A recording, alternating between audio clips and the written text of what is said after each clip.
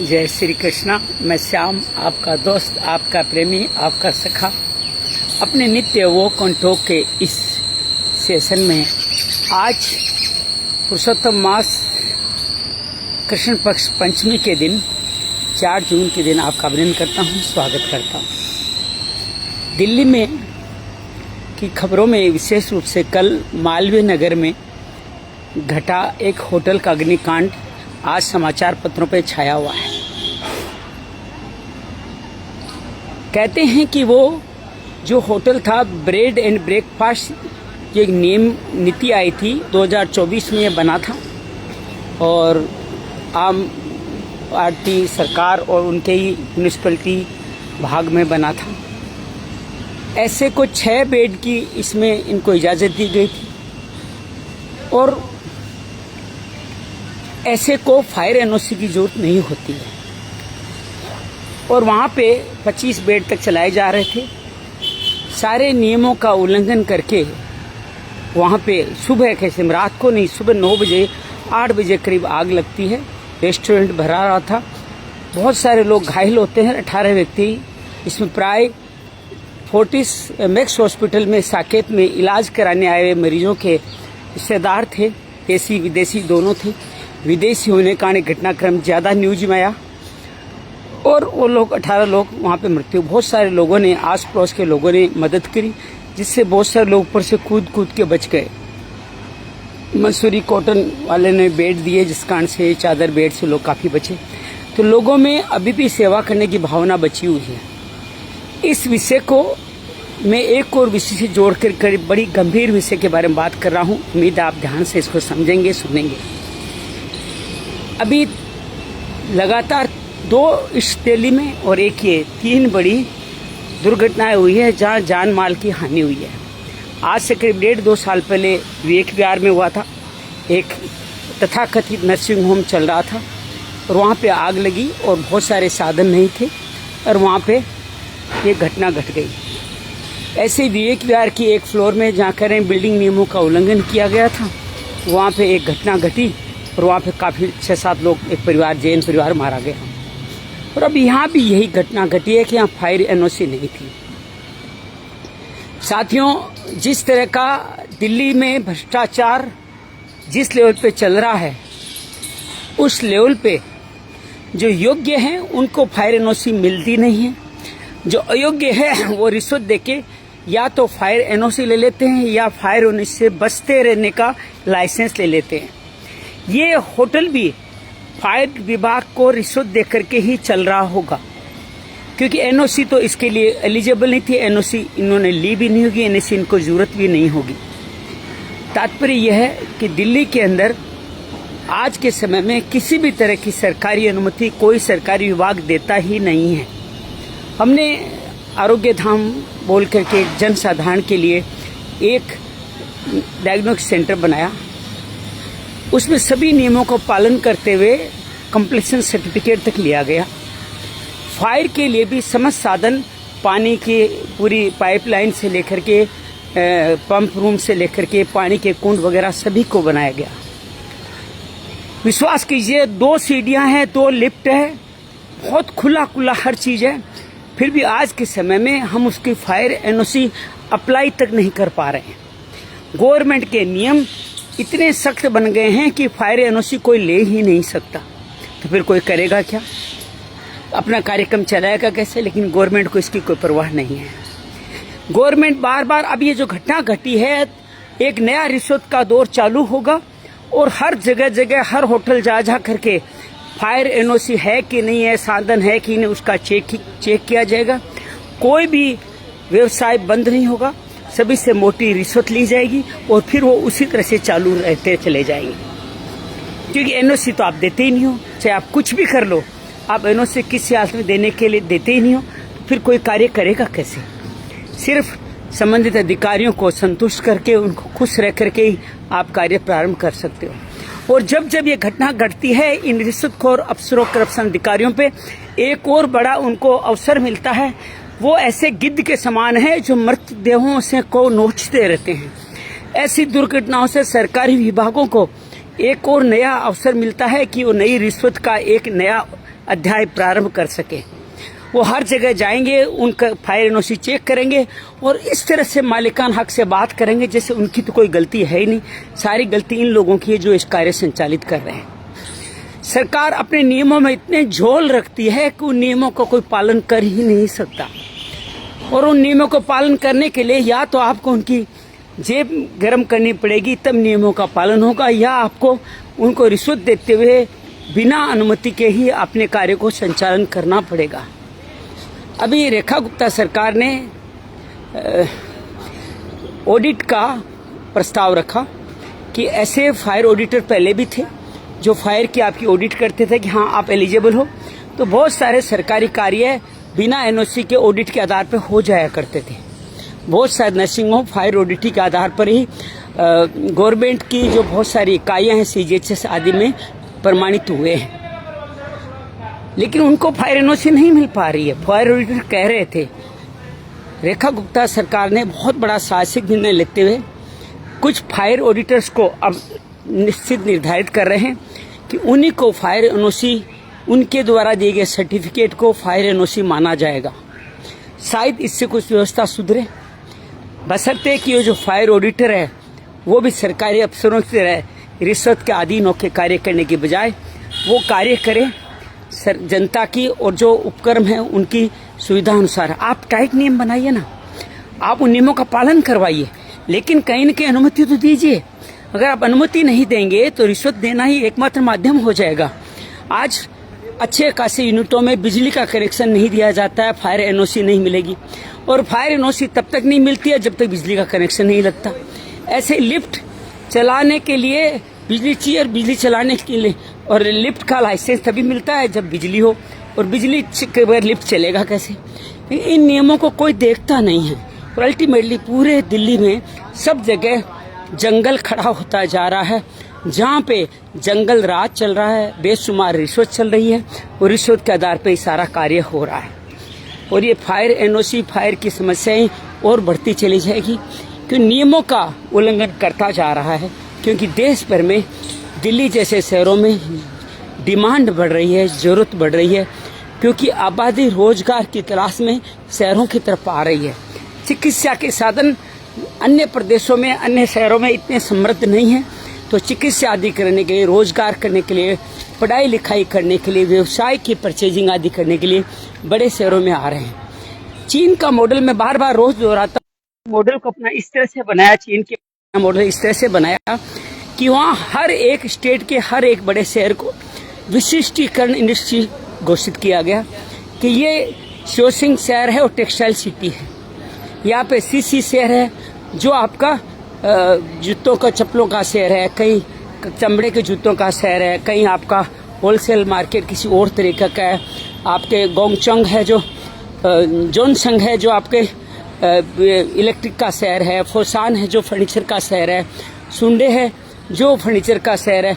इससे अलग अलग उन्होंने शहर ऐसे वितरित किए कि आप हर शहरों में आपकी भीड़ बंट गई। आज हालत यह है कि दिल्ली के में ही सारे मार्केट है, दिल्ली के में बिजनेस करने के लिए सभी लोगों को वहाँ आना पड़ता है, क्योंकि इनके पास डिमांड ज़्यादा है, इनके पास परचेजिंग पावर ज़्यादा है, तो यहाँ के लोग सस्ता माल भी बेचते होंगे। तो इस कारण से शहरों का शहरीकरण बढ़ता जा रहा है।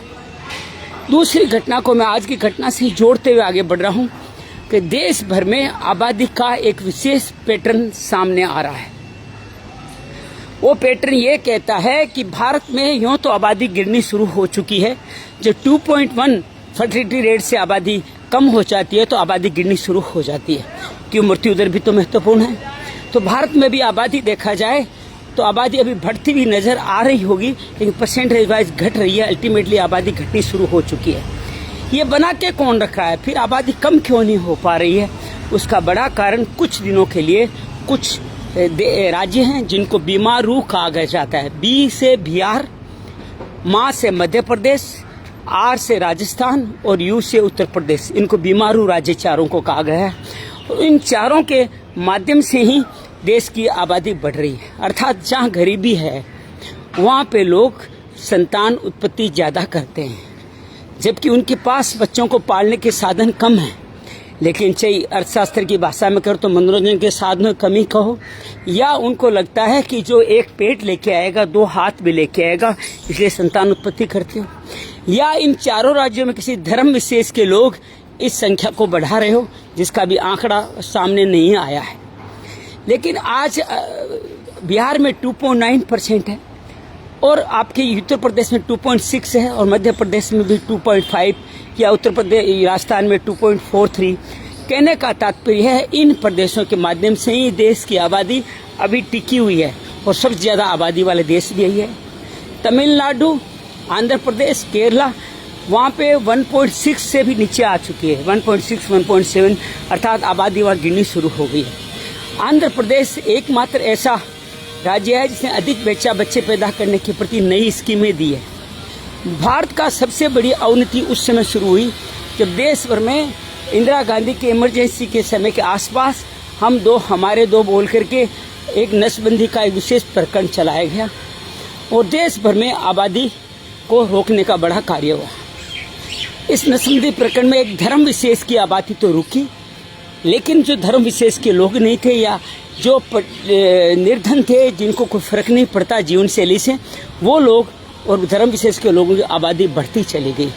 आबादी में एक ऐसा असंतुलन पैदा हुआ जिसके अंदर सक्षम जो अपने आप को पालने या अपने आप को देश के लिए कुछ देने की संख्या में थे, वो लोगों की आबादी गिरने लगी। जो देश से पाना चाहते हैं, देश के ही संसाधनों पे जीवित रहते हैं, जो सब्सिडी पे जीवित रहते हैं, उनकी आबादी बढ़ने लगी। आज जीडीपी में असमान स्तर भी इसी कारण से है कि जीडीपी भारत की जीडीपी से आधी करीब जीडीपी इन देशों की है। मतलब भारत की जीडीपी अगर 2 लाख रुपए पर हेड की, अगर पर वर्ष पर व्यक्ति की है, तो इनकी लाख के आसपास ही है। तो ये बड़ा असंतुलन पैदा कर रहा है। लेकिन एक बड़ी मजेदार खबर है कि आज के समय में, आने वाले समय में भारत को अगर कोई जवान रखने का कार्य करेगा तो यही चारों राज्य करेंगे। देश की सारी आबादी धीरे धीरे गिरना शुरू होगी, और कहते हैं 2100, आज से करीब 80-75 साल बाद में, 74 साल बाद में, हम सब लोग शायद उस समय नहीं होंगे, कंफर्म नहीं होंगे। उस समय में देश की आबादी 99 करोड़ होगी। उस 99 करोड़ में से आधी से ज्यादा आबादी इन 4 प्रदेशों में रहेगी। और मेरा अपना आकलन है कि 99 करोड़ में से 70-66% आबादी धर्म विशेष के लोगों की होगी, जिनको आबादी वगैरह इनसे कोई मतलब नहीं है। मीनू बलदेवा जी का, प्रदीप जी, सुशील जी का, श्री राम अठिल जी का अभिनंदन है, स्वागत है। तो देश भर में जो आबादी का असंतुलन पैदा हो रहा है, वो बीमारू देश, बीमारू राज्य है, कम इनकम और आपके धर्म विशेष के कारण ये आबादी जो बढ़ती हुई नजर आ रही है, उसी के कारण ये प्रदेश आगे चल के युवा कहलाएंगे। अभी भी बिहार में सिर्फ 15% ही लोग वृद्धावस्था में हैं। भारत भर का रेशियो 22 से 23% है। कुछ केरल वगैरह कुछ राज्यों में तो रेशियो 30% पार कर गया है। अर्थात थोड़े दिनों में वहाँ पे पेंशन का, अक्षम वृद्ध लोगों का, हालांकि चिकित्सा सुविधाएं सुधरी है, उसका भी एक कारण रहा है, और वृद्ध लोगों की संख्या बढ़ती जाने वाली है। एक तरह से पेंशन सब्सिडी का बोझ बढ़ते जाने वाला है, और जो उत्पादन करके देश की जीडीपी में योगदान दे सकते हैं, उन लोगों का, उन जवानों का परसेंटेज कम होने जाने वाला है। और उस समय बिहार, उत्तर प्रदेश, मध्य प्रदेश, राजस्थान जो धीमी प्रगति कर रहे हैं, या जहाँ पे आबादी दर बढ़ी हुई है, वो देश के सबसे बड़े केंद्र बनेंगे विकास का। जब 99 करोड़ देश की जनता होगी, तब 50% से ज्यादा जनता शहरों में रहेगी, या उसके नजदीकी शहरों में रहेगी, या जहाँ पे इंडस्ट्रियलाइजेशन होगा वहाँ रहेगी। गांव सारे खाली हो जाएंगे, गांव में कोई नहीं रहेगा। ये बात मैं इसलिए कह रहा हूँ कि ये बात ऑलरेडी घट चुकी है। ये बात जापान, यूरोप के बाद में जापान और कोरिया में घट चुकी है, जहाँ बहुत सारा इनकम के सोर्सेज हैं, वहाँ पे आबादी घटनी चालू हो चुकी है, और सारे प्रयास करने के बाद भी आबादी बढ़ नहीं रही है। जापान और कोरिया में तो कहा जाता है कि मोर देन 35% से ज़्यादा बुजुर्ग है, थोड़े दिनों में 50-60% हो जाएंगे। इसलिए वो लोग आजकल इन्वेस्टमेंट, टेक्नोलॉजी उसी पे कार्य कर रहे हैं। वो लोग आज के समय में आबादी बढ़ाने के सारे प्रयास करने के बाद ही आबादी नहीं बढ़ा पा रहे हैं। कि यूरोपियन देश बाहर के लोगों को ला करके उनको बस आउट करके आबादी बढ़ा रहे हैं। भारत के कई लोग भी, भारत, पाकिस्तान और अन्य विकासशील कहो या अल्प विकसित कहो, उन देशों के लोग वहां पे ट्रांसफर हो रहे हैं सिर्फ आबादी बढ़ाने के लिए। चीन का 10 तक चीन आबादी घटाने के बारे में बात करता था। थोड़े बहुत लोगों पर दंड भी लगाए जाते थे। चीन की आबादी में विस्तार हो रहा था। 2010 से लेकर 2025 में चीन की आबादी बढ़ना बंद हो चुकी है, गिरना शुरू हो चुकी है। चीन हालांकि जापान, यूरोप और कोरिया जितना धनी प्रदेश नहीं है, लेकिन आज उसमें धनी वाले सारे बुराइयां कहो या लक्षण को आने शुरू हो गए। वहाँ भी युवा कम होते जा रहे हैं, वर्कशील फोर्स की संख्या कम होती जा रही है और वहाँ पे बढ़ रहा है बुजुर्ग का अंदाज। इसलिए चीन भी आगे चलकर मैन्युफैक्चरिंग हब नहीं रहने वाला, वहाँ टेक्नोलॉजी का हब रहेगा, वहाँ सॉफ्टवेयर का हब। चीन एआई में बहुत तरक्की कर रहा है। चीन के भी एक कंपनी ने उड़ने वाली कारों का परीक्षण किया है। तो इस तरह की सोलर से लेके, बैटरी से लेके, रेयर अर्थ के माध्यम से जो होने वाले चिप्स वगैरह का कार्य, उनमें कार्य बहुत आगे बढ़ेगा। एक छोटा सा संदर्भ बस बता दूं, ताइवान की एकमात्र कंपनी जो चिप वर्ल्ड की सबसे ज्यादा बनाने, लेकिन नाम मैं भूल रहा हूं, SMGC कुछ नाम है, उस अकेले के शेयर कैपिटल अडानी और अंबानी से 10 टाइम है। पूरे ताइवान का जो शेयर बाजार है भारत से बड़ा हो गया है। ताइवान भारत के छोटे से स्टेट से भी छोटा, मैं गया हूं ताइवान, छोटे से स्टेट से भी छोटा है, लेकिन उसकी आज कैपिटलाइजेशन या शेयर मार्केट वैल्यू भारत से ज्यादा है। साउथ कोरिया की भारत से ज्यादा है, जो भारत के एक स्टेट से भी कम है। तात्पर्य यह है कि वहां पे जो कार्य हो रहा है वो भारत में नहीं हो पा रहा।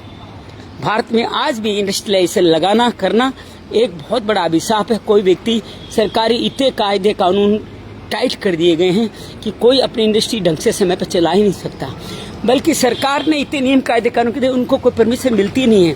अंततः करता उसको लगातार नियमित भ्रष्टाचार का शिकार होते हुए मंथली, सालाना बांध करके अपना व्यवसाय शुरू करना पड़ता है। जब व्यवसाय की स्थितियां इंडस्ट्री ऐसी स्थितियां हो तो भारत में व्यवसाय कोई करेगा तो कैसे करेगा, जबकि भारत के लोग विशेषतौर से राजस्थान, हरियाणा, गुजरात, पंजाब के लोग व्यवसाय करने में कुशल है। कहीं भी जाके कैसी भी परिस्थितियों में अपना व्यवसाय से संचालित कर सकते हैं, लेकिन उनको व्यवसाय करने नहीं दिया जा रहा, क्योंकि उनको करने के साधन में सरकारी अड़चनें आगे आ जाती है। अड़चनें कब आती है? जब ऐसे कोई आग की घटना घटती है, तब इन सरकारी अफसरों की आंखें और खुलती है, भ्रष्टाचार के नए आयाम बनते हैं और फिर और परमिशन कड़ी होती चली जाती है। लेकिन देश में ये जो आबादी का असंतुलन है, ये बहुत बड़ी, आपको बताता हूँ 2100 में चीन की आबादी सिर्फ 40 करोड़ होगी, साउथ कोरिया की आबादी सिर्फ 1.25 करोड़ रह जाएगी। मैं पूरे विश्व की बात करूँ, अफ्रीका ही शायद एक ऐसा देश होगा जहाँ आबादी शायद गिरेगी नहीं। वो बढ़ करके नाइजीरिया भी टॉप मोस्ट में चल रहा है आबादी बढ़ाने में, अफ्रीका भी टॉप मोस्ट में चल रहा है। फिर इंडिया के बाद में नंबर अफ्रीका ही आने वाला है, जहाँ की आबादी सामान्य होते हुए माइनस में आ जाएगी। मेरा मानना है कि 2100 आएगा, 2100 तक आएगा तो वर्ल्ड की आबादी 7 अरब नहीं, शायद 5 अरब के आसपास ही आबादी रह जाएगी। 5 अरब ही आबादी रह जाएगी, 7 अरब नहीं रहेगी। तो ये सब कुछ होने वाला है विश्व के स्तर पे। आबादी का असंतुलन, गलत आबादी का असंतुलन, शहरीकरण, देश का समान विकास नहीं होना, गांवों का खत्म होना, प्रदेश के प्रदेश खाली हो जाएंगे। किस लिए भाग रहे हो भाई, किस लिए दौड़ रहे हो, किस लिए संपत्तियां बना रहे हो, किस लिए कुछ कर रहे हो? अल्टीमेटली जहाँ भी जाओ कुछ कर रहे हो, इन संपत्तियों का मूल्य कभी नहीं बढ़ने वाला है। जब आबादी गिरना शुरू हो चुकी है तो आज के समय में बढ़िया किराए के मकान रहना ज़्यादा उचित है, बजाय कि आप बड़ी संपत्ति बना के उसमें रहें। उन संपत्ति का अन्य व्यवसाय आदि में, सेवा कार्यों में आप इन्वॉल्व करें तो आपका ये जन्म नहीं वो जन्म भी कल्याण होगा। तो ये छोटा सा मैंने आग से जुड़ा हुआ, आबादी से जुड़ा हुआ विषय आपको दिया। आज एक और विषय आ गया है कि हम आपस में रिश्ते बनते हैं तो लेन देन का संबंध रखते हैं। हमारी श्रीमती जी तो बड़ी उस्ताद है कि यहाँ से ये आया याद रखती है, जहाँ पे उनकी शादी में उतना जरूर पहुँचाती है। और नहीं उसने हमें दिया था, नहीं दिया, कोई कम देता है तो मन में भाव आ जाता है, देखो जी हमने तो इतना दिया था, इन्होंने इतना दिया है। ये प्रेम लेन देन से नहीं बढ़ता है, लेन देन से क्लोसिता बढ़ती है। ये व्यवसाय नहीं है, ये प्रेम है जो ईश्वर का स्वरूप है। प्रेम सिर्फ देने से बढ़ता है। आप किसको कितना कुछ बिना किसी पाने की उम्मीद में दे सकते हो, और ज्यादा देने से आप गरीब नहीं होगे। जब आप निस्वार्थ भाव से किसी को भी प्रेम, स्नेह, सेवा, तन मन धन अर्पित करोगे तो आपके अंदर अमीरी आएगी, आप स्वतः ही समृद्ध होते चले जाएंगे। तो देने का भाव आपके जीवन का शाश्वत भाव बना रहे तो जीवन बहुत अच्छी तरह से आगे चलता चला जाएगा। तो 2-3 विषय बहुत महत्वपूर्ण है। इससे आग के प्रति जो घायल हुए हैं, मृतक हुए हैं, उनके प्रति गहरी संवेदना। लेकिन मेरा विश्वास है अटल जी कभी सुन रहे हो तो आप राजनीति में रुचि रखते हैं, आपको बता रहा हूँ ये समस्याएं बढ़ती रहेगी। भ्रष्टाचार जब तक अंकुश नहीं लगाएगा तब तक ऐसी समस्याएं बढ़ती रही। कोई देश से नहीं प्यार करता, कोई प्रशासन से प्यार नहीं करता। खुलेआम अफसर कहते हैं कि हमें ऊपर तक पैसा देना पड़ता है। आज 15 सालों से मोदी जी का प्रशासन शासन कर रहा है, उनको कुछ नहीं चाहिए, उनको अपने लिए कुछ नहीं चाहिए, उनकी संतान आदि कुछ नहीं है, तो फिर ये पैसा जा कहाँ रहा है? ये किसकी मर्ग तर्शना के लिए पैसा लिया जा रहा है? या आप उस भ्रष्टाचार को रोक क्यों नहीं पा रहे हैं? तात्पर्य सीधा है कि ऊपर ही कहीं न कहीं गलती है। अगर ऊपर से अगर बादल भरे हुए हो पानी से तो सुंदर वर्षा होगी। बादलों में अगर आंधी है, अंधकार है, रिश्वत का भाव है, तो वो ही नीचे बरसने वाला है और देश का कल्याण इसके माध्यम से कभी नहीं होने वाला। बस इन्हीं बातों के साथ गर्मी बढ़ रही है, थोड़ा बहुत बारिश भी शुरू होगी केरल से। अपने स्वास्थ्य का ध्यान रखें, तीर्थ स्थलों में जाएं, लेकिन पहाड़ी स्थलों में अनावश्यक भीड़ न करें। विशेष तौर से जो वीडियो बनाने वाले लोग भाई वहाँ बहुत जाते हैं, उस कारण से वहाँ बहुत सारी अव्यवस्था हो रही है। अभी 4 धाम की यात्रा में बिल्कुल न जाएं। सितंबर अक्टूबर में यात्राएं सुलभ हो जाएगी। मैं भी उस समय जाना चाहता हूँ। आपका जाने का मन हो तो मुझे मैसेज भेजिएगा। हम सब लोग 4 धाम की यात्रा का दल सितंबर अक्टूबर में लेके जाएंगे। अपने गाँवों से गाँव से तीर्थों से अपनी रिश्ता बनाए रखें। इस बार में संडे को अपने एक ग्राम देवता श्री राम देव जी महाराज जो भगवान विष्णु के अवतार है, वहाँ पे कृष्ण के अवतार हैं, रामदेवरा जाने का भाव रखता हूँ। साथ ही अपने गृह तीर्थ को भी आगे, गृह तीर्थ का भूमि का दर्शन करते हुए वहाँ पर जो भवन निर्माण का कार्य उसको भी आगे बढ़ाना चाहता हूँ। सबका मंगल हो। कोई बात अच्छी लगे बताइएगा। श्रीमद् भागवत में हमारा चतुर्थ स्कंद का अंतिम प्रकरण चल रहा है। मोक्ष में निर्गुण के बाद, पुरुंजन आख्यान के निर्गुण के बाद सगुण में प्रचेताओं को तपस्या के बाद श्री हरि दर्शन देते हैं और उनको अपनी भक्ति प्रदान करते हैं। कल इसका संपूर्ण होगा, आप जरूर आइएगा हमारे श्रीमद् भागवत के इस चतुर्थ स्कंद के 31वें अध्याय में। बहुत बहुत धन्यवाद, बहुत बहुत मंगल हो, बहुत बहुत आभार। मंगल हो, मंगल हो, मंगल हो।